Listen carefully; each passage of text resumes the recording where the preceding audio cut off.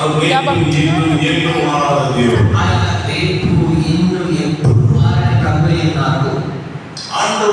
ஆண்டவர் சொன்னாங்க பாவம் மாறாது ரத்தம் மல்லிகை சொல்கிறார் நான் கர்த்தர் மாறாது என்று சொல்லி మన ప్రభు అంటున్నాడు నేను మాట ఇచ్చి మారని వాడిని అని ఆయన మనకు వాగ్దానం చేసి ఉన్నారు.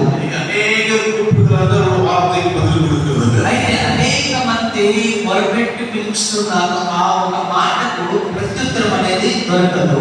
எளிய ஒரே ஒரு மனுஷன் பாடுள்ள மனுஷன் ஒரு மனுஷன் கூப்பிட்டார் பலி அங்கிருந்து ஆண்டவர் பலி செலுத்தும்படியான அந்த அக்கினி வானத்திலிருந்து இறங்கினார். మరి ఎలియా కాదు దేవుడికి మొరపెట్టగా ఆకాశం నుండి అగ్ని దేవుడు కురిపించాడు. మోషే కూపిన పొழுது ఆండవర్ బదులు கொடுத்து మోషేని పులియట్టు நடத்தினார். అయితే మోషే దేవుడిని పిలిచేటప్పుడు దేవుడు మోషేకి సదుత్తరం ఇచ్చాడు. தானியேல் ஜெபித்த பொழுது தானியேலுடைய ஜெபங்கள் கேட்கப்பட்டது. தானியேலுக்கு ஆண்டவர் பதில் கொடுத்தார். అయితే దానియేలు గారు ప్రార్థించేటప్పుడు దానియేలు ప్రార్థన ఆలకింపబడి దేవుడు దానియేలుకు సదుత్తరం ఇచ్చాడు. అలా ஒரு சில ஜெபங்கள் நாம் கூப்பிட்டு கொண்டிருக்க ஏன் பதில் கொடுக்கல? అయితే కొన్ని సందర్భాల్లో మనం దేవునికి మొరపెట్టి పిలిచినప్పుడు మనకి ఆ ఒక జవాబు అనేది దొరకకుండా ఉండడానికి కారణం ఏంటి? 14 వాక్యం పొழுது 14 చదివేటప్పుడు స్తోత్ర బలియిட்டு దేవునికి నేను స్తోత్ర బలి సమర్పించాను. పొరుతలైన సెలుతి నేను ప్రమాణాలు నేను చేసుకుంటుని. హల్లెలూయా హల్లెలూయా. పొరుతలైన సెలుతి నేను ప్రమాణాలు సమర్పించుకొని ఆపత్తు కాలத்துல నోకి కూపిడి சொல்லியிருக்கிறார். అయితే ఆయన అంటున్నాడు నీ కష్ట సమస్యలందు నన్ను నాకు మొరపెట్టుడి. అనేక దేవుడికి పొరుతలైన செஞ்சிரோ. అనేక మంది దేవుడికి ప్రమాణాలు వాళ్ళు అరికె చేసుకుంటారు. పరిశుద్ధ పదనామమున கடவுளுக்கு இதை செய்வேன் இப்படி செய்வேன் இது கொடுப்பேன் சொல்லி நம்ம పొరుతలైన పొందుతాం. అయితే అనేక మంది మొదటగా నేను దేవుడి గురించి ఈ కార్యాన్ని జరిగిస్తాను ఆ కార్యాన్ని జరిగిస్తానని ఒక ఒప్పందాలు చేసుకుంటారు. అది నెరవేర్చడం అయితే ఆ ఒప్పందాలు వాళ్ళు నెరవేర్చకుండా వదిలేసి వెళ్ళిపోతారు. అయితే సత్యవేదం చెప్తున్నది చూడండి మనం దేవుడి సన్నిధానంలో అంటే ఈ యొక్క కార్యం చెప్పుకునే చేయకుండా చాలా మంచిది కాదని. అయితే దేవుడికి మనం సమర్పించుకునే కార్యాలు చేయకుండా ఉండడం అది దేవుని ఎదురు పాపమైన కార్యము. దేవుడికి ఒక పొరుతని పట్టి ఉందా? దేవుడికి ఒక ప్రమాణం మనం చేసుకునే కదా అది నెరవేర్చలేదు. ఆ ప్రమాణాన్ని నెరవేర్చాలి మనం. 1 సమూయేలు 1వ అధ్యాయంలో పాఠంలో 1 సమూయేలు 2వ అధ్యాయం చూస్తా అన్నాలు సహోదరులు ఒక పొరుతని పొందుతారు. మరి అన్నాలు దేవుని సన్నిధానంలో ఒక ప్రమాణం ఆమె అరిక చేస్తుంది. అవమానం అడిగేది ఆమె అవమానాలు నిందలు సమర్పించు పడినప్పుడు ఆమె దుఃఖాన్ని అనుభవించేటప్పుడు పరిహాసపడపడదు. అపహాస్యానికి లోబడే సమయం ఆమెని గేలి చేసి అపహాస్యానికి లోబడే సమయంలో ఎంత దేవుడు ధ్యానం తిరిగిపోతే అన్నాలు పొందలే. అయితే ఎవరు పోయి ఆమె దేవుడి సన్నిధానంలో ఎవరు అలాంటి ఒక ప్రమాణం చేయలేదు. దేవుడి సన్నిధిలో ఉంది. ఆమె దేవుడి సన్నిధానానికి వచ్చి ఆందోళనకి పోతున్నారు. దేవుని చూసి ఆమె ప్రమాణం చేసుకుంటది. నాకు ఒక మగ బిడ్డనిచ్చి ఆ బిడ్డని నీ కోసం నేను సమర్పించుకుంటాను. హల్లెలూయా. హల్లెలూయా. ఆ ప్రమాణాన్ని దేవుడు దేవుడికి ఆలోచించాడు. చూడండి, కుటుంబంలో 5 బిడ్డలు దేవుడు ఇచ్చాడు. பொருத்தலை பண்ணியாத வேறுகள் பொருத்தலை பண்ணியாத நிறைவேற்றும் பொழுது ஆண்டவர் சபையில் கூப்பிடுவது கர்த்தர் கேட்கிறார். అయితే ఒక దేవుని సన్నిధానంలో ఒప్పందం చేసుకున్నప్పుడు దాన్ని నెరవేర్చినప్పుడు దేవుడు దానికి తగిన ఆశీర్వాదాన్ని కలగజేస్తాడు. எல்லா உபத்திரவமும் கர்த்தர் விடுதலை கொடுக்கிறார். చూడండి అన్ని ఒక సమస్యల మధ్య నుంచి దేవుడు మనకు విడుదలను దయచేస్తాడు. ఈ సాక్షి చెప్పడానికి నేరం లేదు. అయితే సాక్షి చెప్పడానికి సమయం లేదు.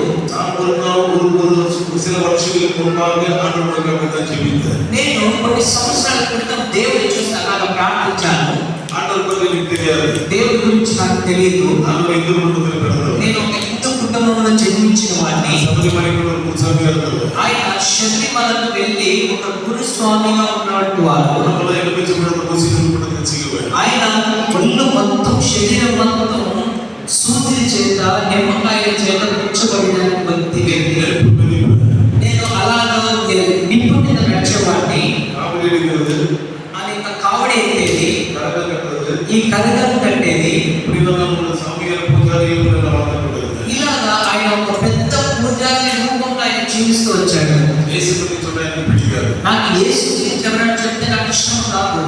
మొదల పద్ధతి అనమాట. మనం తాయికి ఇప్పుడు చూడడానికి పెట్టి అమావాస్య చూడడానికి పెట్టి మొదలు పద్ధతి.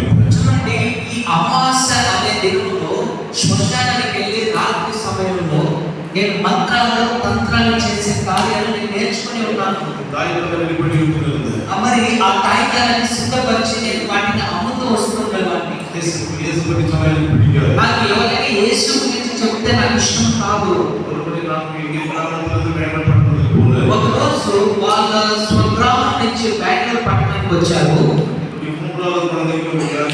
మరి ఆయన గారి మూడే కుమారుడికి ఒక వ్యాధి సంభవిస్తుంది. దాని ముందర ఎవరైనా యేసు గురించి చెప్పితే నాకు చాలా అసహ్యంగా ఉండేది. నేను వాళ్ళ దగ్గర చెప్తుండేవాడిని, మీ దేవుడు యేసు అనేవాడు నిజమైన దేవుడుగా ఉంటే నా ముందర వచ్చి నిలబడి నేనే నిజమైన దేవుడిని అని నా ముందర చెప్పమను, అప్పుడు నేను నమ్ముతాను అనేవాడిని. ఇంకా ఇలాంటి జీవిత సమయంలో మరి ఆయన గారి మూడే కుమారుడికి ఒక రోగం అనేది వస్తుంది. అది 6 నెలలు పెట్టే ఉంటాడు. ఒక రోగం అనేది వస్తుంది. మరి హాస్పిటల్ తీసుకువెళ్ళి అడ్మిట్ చేశాము. డాక్టర్ చెప్పాడు, అన్ని టెస్టులు ఎత్తి చూసేశారు. డాక్టర్ చెప్పారు, ఇంకా అరగంట సమయం ఈ బిడ్డ చనిపోతుంది అని చెప్పారు. ఇంకా బిడ్డకు మీరు తీసుకెళ్ళండి డిశ్చార్జ్ చేసేసారు.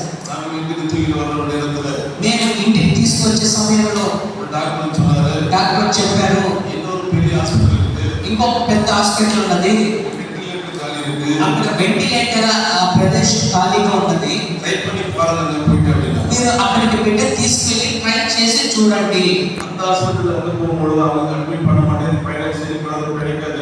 వాళ్ళు ఆ స్థలానికి తీసుకెళ్ళిన తర్వాత ఆ డాక్టర్ చెప్పారు, ఈ ఫైనల్ స్టేజ్, ఈ బిడ్డకి ఎట్టి పరిస్థితుల్లో బతకదు, తీసుకువెళ్ళండి. అయితే నేను బతిమలాడుకున్నానంటే, అయ్యా ఒక్క రోజు మాత్రం బిడ్డని అడ్మిట్ చేసుకుని హాస్పిటల్లో వాళ్ళు అడ్మిట్ చేసుకున్నారు.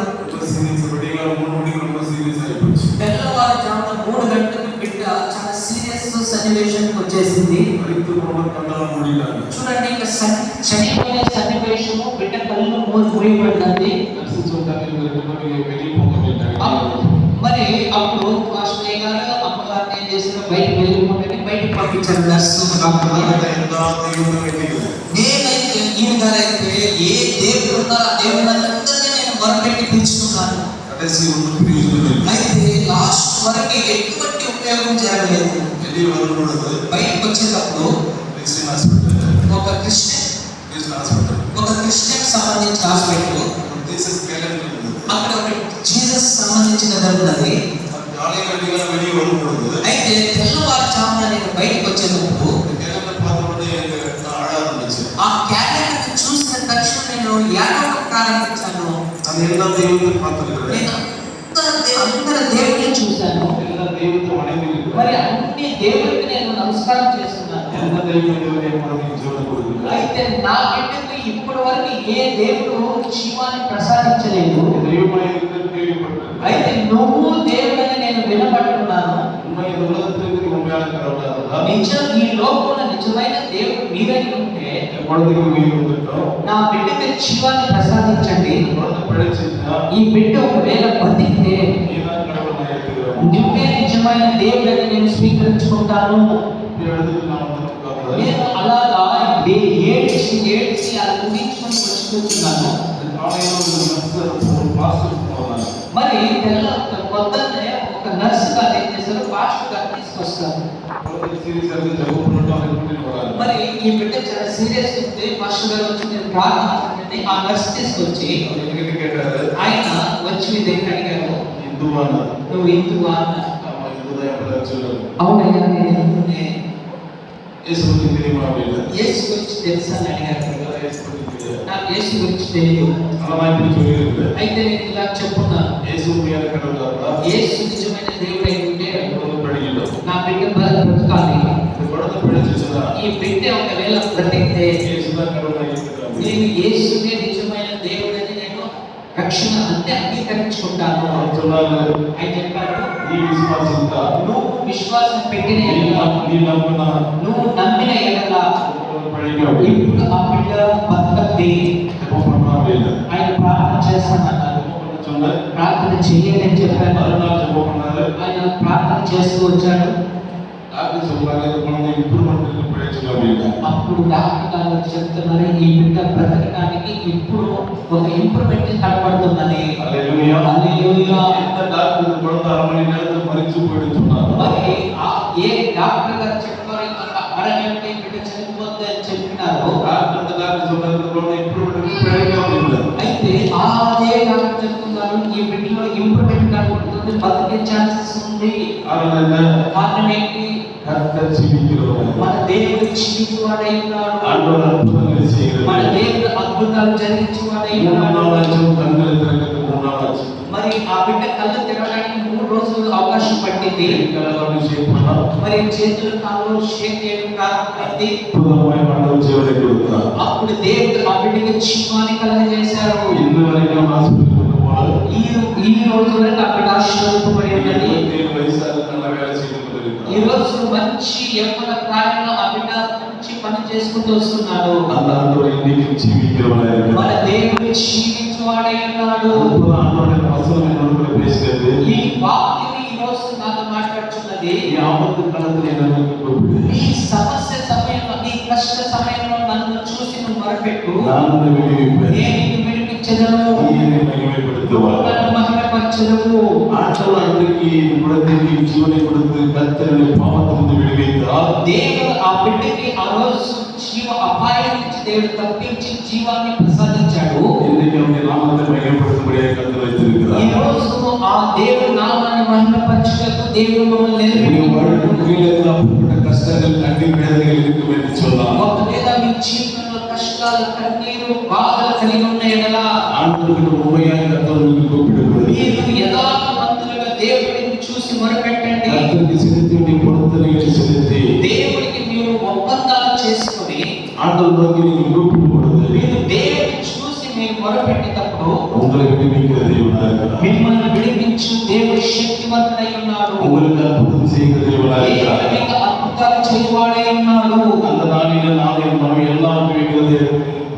మరి ఆ రోజు ఐదారు భాషంగాలు ఆ విగ్రహాలని తీసి కట్టి పారేశారు బయటికి. கர்த்தருக்காக ஒப்புக்கொடுத்தோம். దేవుడి కోసం ఒప్పించాము. ஆண்டவர் கருத்தை குடும்பத்தை இதுவரைக்கும் வைத்த தேவன் நடத்தி దేవుడి చేతులు ఇప్పుడు వరకు పట్టుకొని మేము దేవుడి నామాన్ని మహిమపరచుకుంటూ వస్తున్నాము. எல்லா வேலையும் இப்பொழுது கர்த்தருக்காகவும் முழுக்க ஊழியத்தை செய்ய கர்த்தர் கிருபை మరి செய்திருக்கிறார். ఈ లోకంకు సంబంధించిన అన్ని పనులను కట్టి పెట్టి మేము పరిపూర్ణ సేవకులుగా దేవుడి సన్నిధానం సేవ చేసుకుంటూ వస్తున్నాము. ஆண்டவர் இன்னைக்கு கூட ஜீவிக்கிறவர். దేవుడు ఈ రోజు జీవంతో జీవిస్తున్నాడు. ஏன்னு சொன்னா ఎందుకు కారణం ఏంటంటే நம்மை உருவாக்கியவர் அவர்தான். మనల్ని రూపించిన వాడు ఆయనే, உண்டாக்கியவர் அவர்தான். ఆయన సృష్టించిన వాడు ఆయనే. ஏசாயா 43:1 நீங்கள் வாசிக்கும் பொழுது 43 ఏశాయాలు చదివేటప్పుడు இப்பொழுதும் யாக்கோபே ఇప్పుడు యాకోబు உன்னை சிருஷ்டித்தவரோ నీకు సృష్టించిన వాడు இஸ்ரவேலே ఇశ్రాయేలే, உன்னை உருவாக்கியவருமாகிய రూపించిన వాడైన கர்த்தர் சொல்லுகிறதாவது ప్రభు చెప్తున్న మాట ఏంటంటే பயப்படாதே, భయపడకుము, மீட்டுக் கொண்டே నేను విమోచించి ఉన్నాను, உன் பேர் சொல்லி அழைத்து పేరు పెట్టి పిలిచి ఉన్నాను, நீ என்னுடைய என்று கர்த்தர் சொல்லுகிறார். నీ